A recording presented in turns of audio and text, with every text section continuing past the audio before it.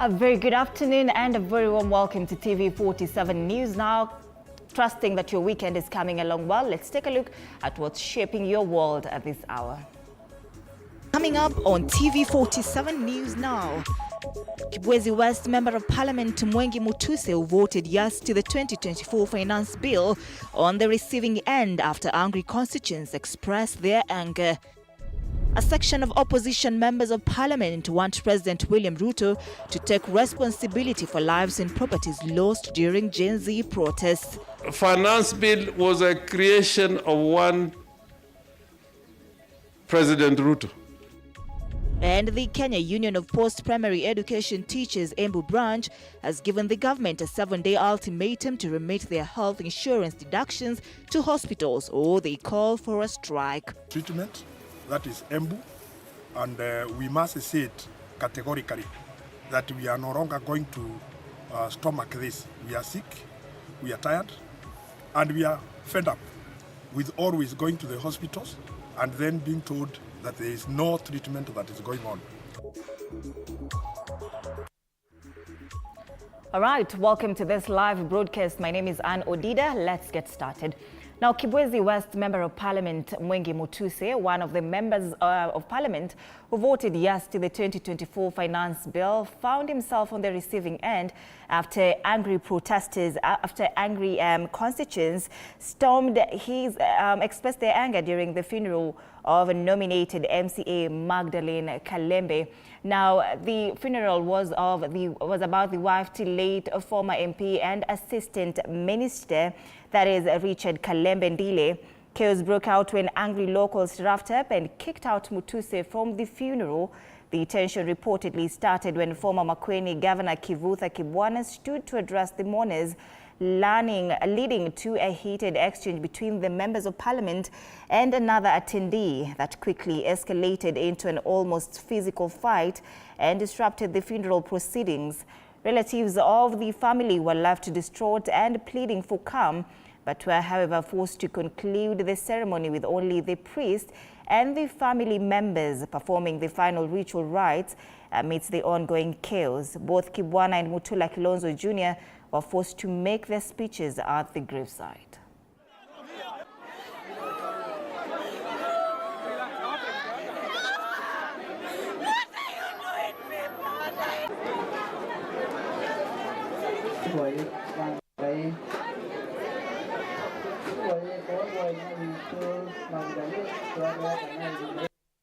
Siaya County Governor James Orengo has told President William Ruto to take responsibility for the loss of life and damage to property during the finance bill protest this week. Now, Orengo, who spoke in Alego Usonge constituency during the burial ceremony, said the president is to blame for the chaos because he originated the contentious proposal contained in the bill, which have since been deleted.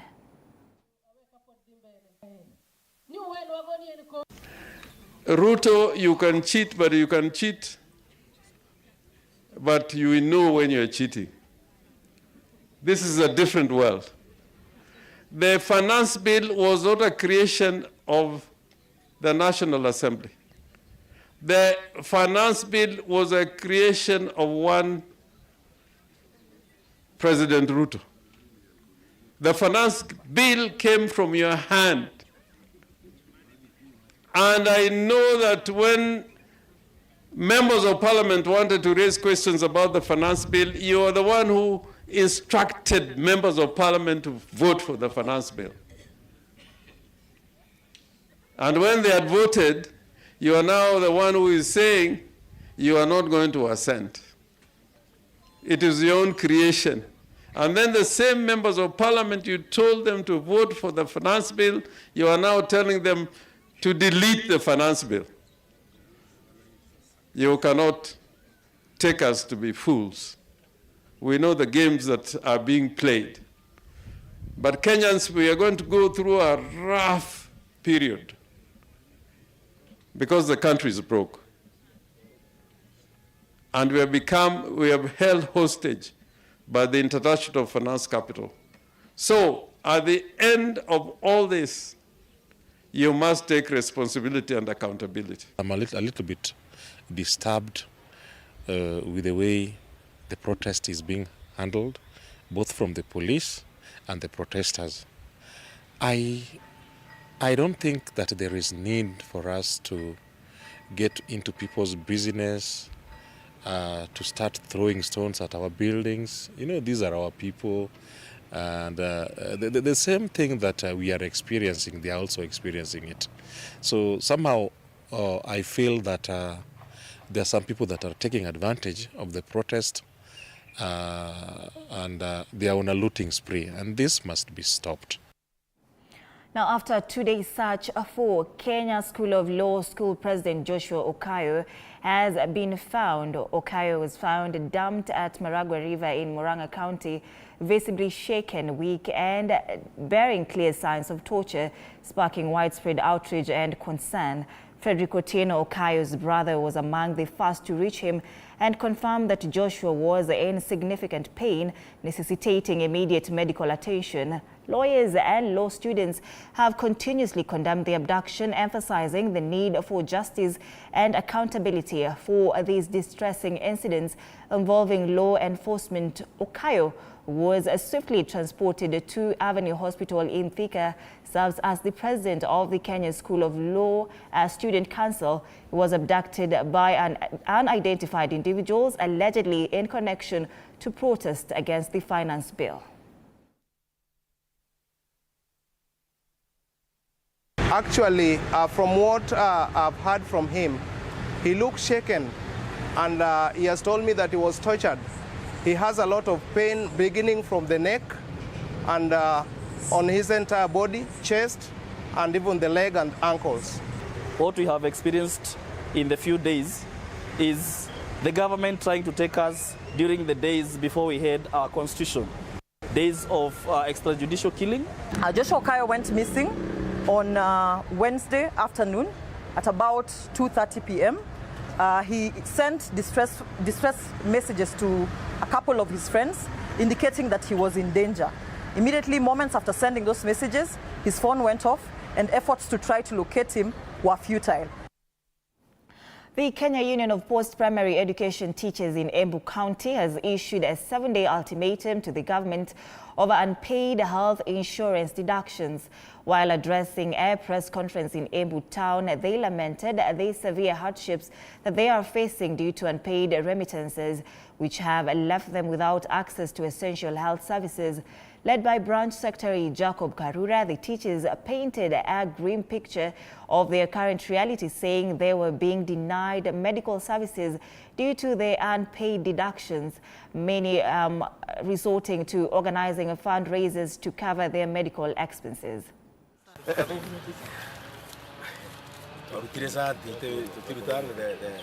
The down parts.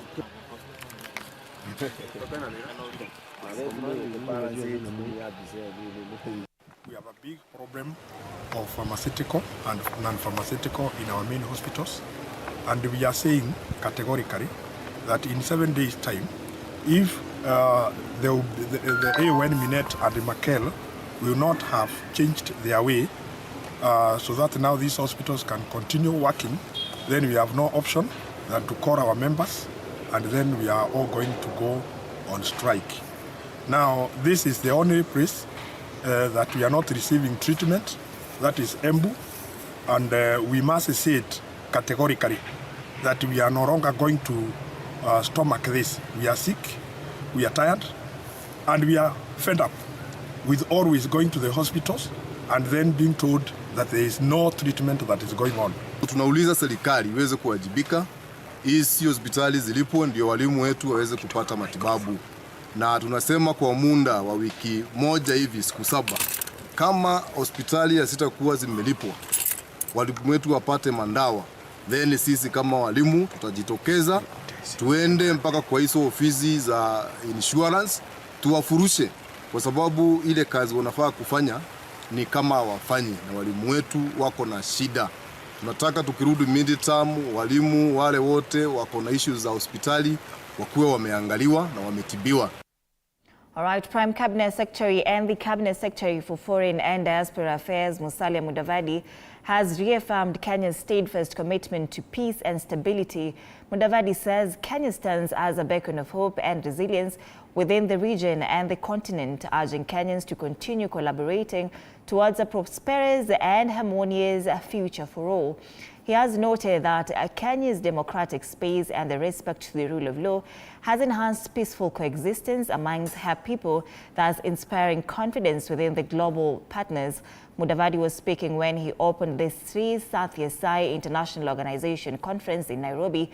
The Sri Sathya Sai International Organization is a spiritual and humanitarian non-governmental organization founded in primarily working within the areas of education and humanitarian aid in support of communities.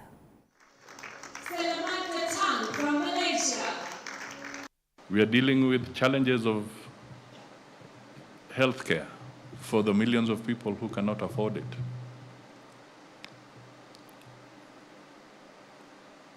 We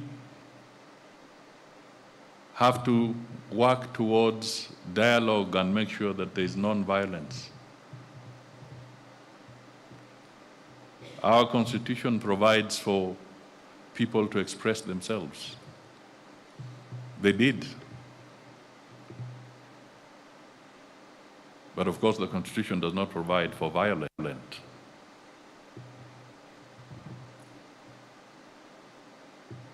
reaction. But I want to thank you because what has happened to Kenya is not unique.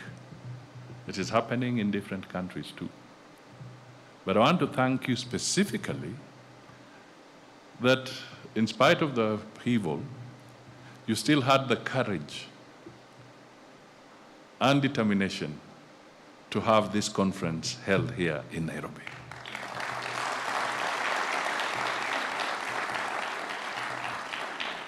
That is a serious manifestation of solidarity. The rule of law, to maintaining law and order, to ensuring that everybody is protected.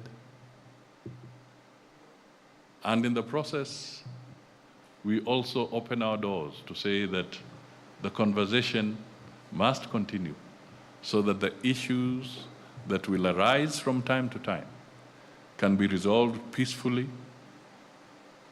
through dialogue.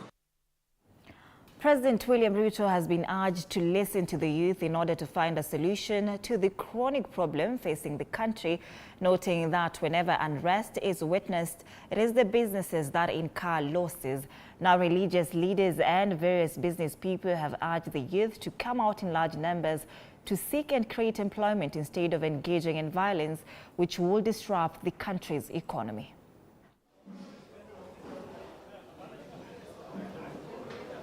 Uislamu ni dini wa amani na ni dini ambayo inahusisha Waislamu kusaidiana. Ikiwa vijana wako na shida yao, wakae chini wasikilize rais na waweze kutatua shida yao.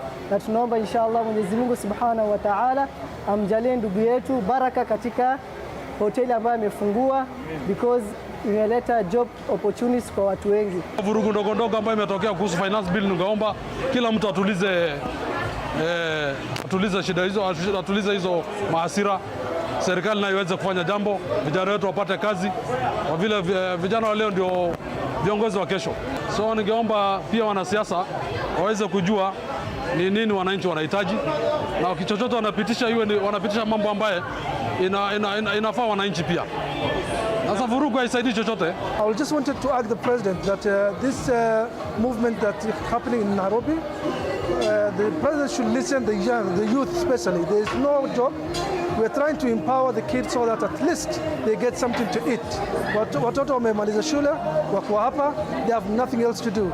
So I wanted to tell also the Gen Z boys, please, there's no another country that we have. This is the only country that we have. So please, wasifanye mafurugo mingi, wasiharibu vitu, wasifunje madukas na wasiharibu mabiashara yote. Sasa bwana rais, msikiliza wa vijana vizuri na please, let's make our country safe.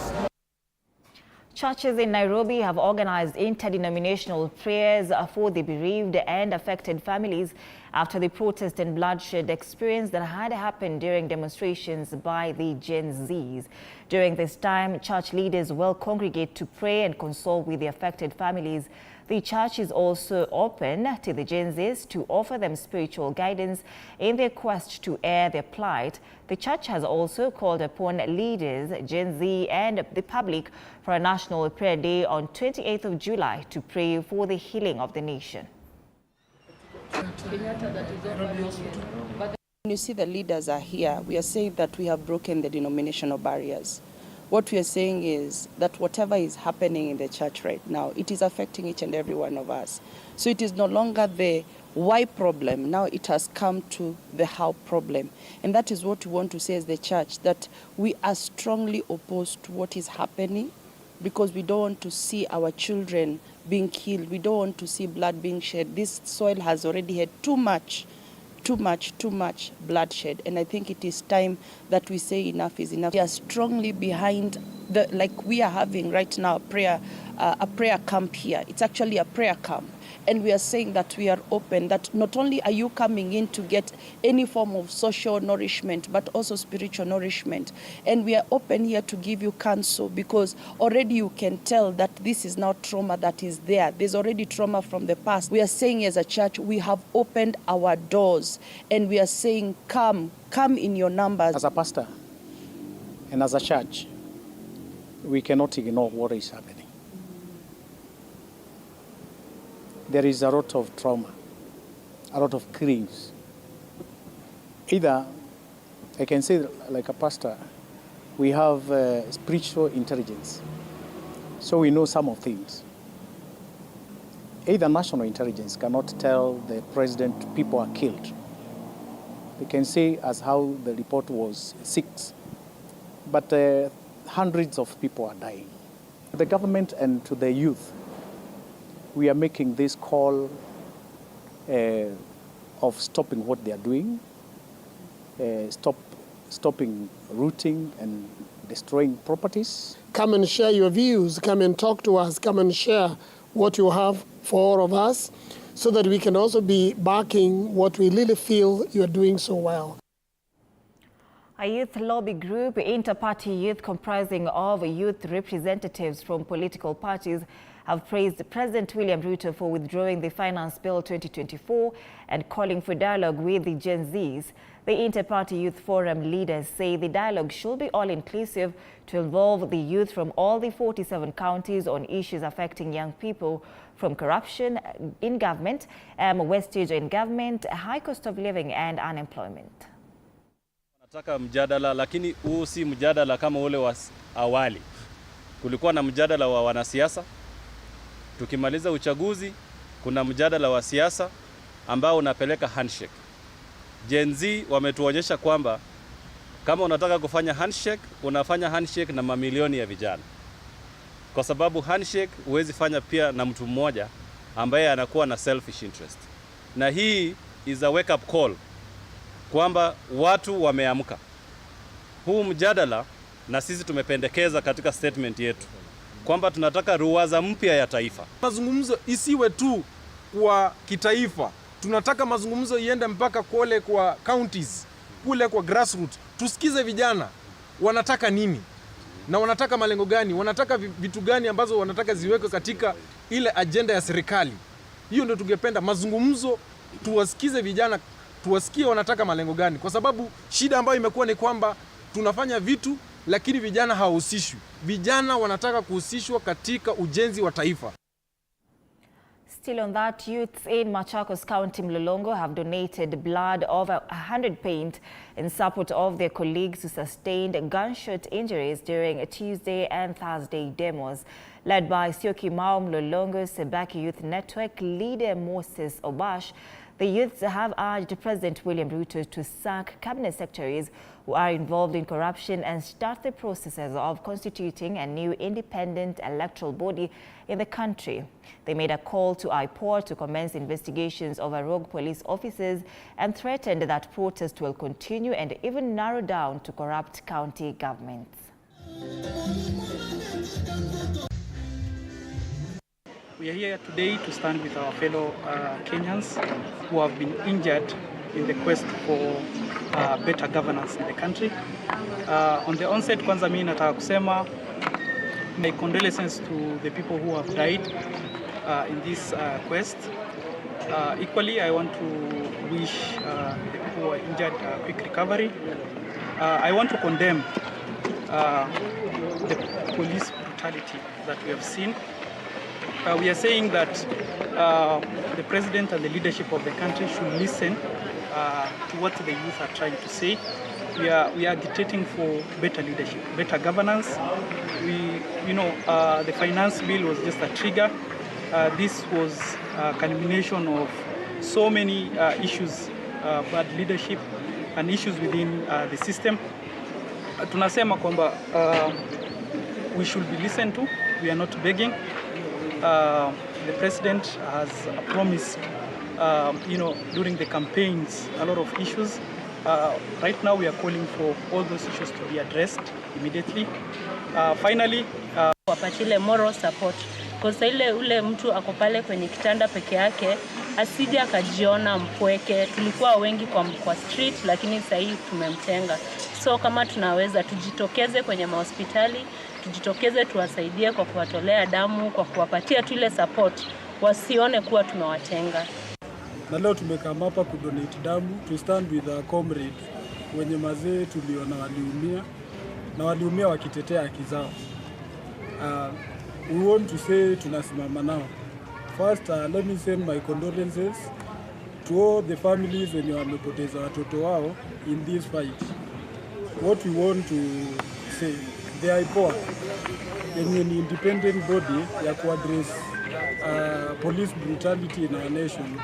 Tumeona videos za askari wenye wanashoot vijana wetu, unaona directly wakitumia live bullets.